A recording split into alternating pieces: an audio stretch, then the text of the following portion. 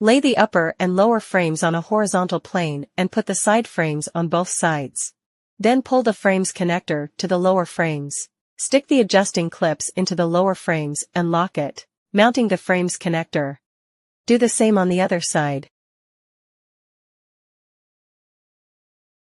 Then press the moving rail to balance the upper and lower frames. The four corners are connect with frames connectors in turn. Press the moving rail to upper frames while adjusting the adjusting clips on the lower frames. Move the two adjusting clips toward the center to tighten the cord. Assembly completed. Finally, the two side frames are screwed to the window, completing the installation.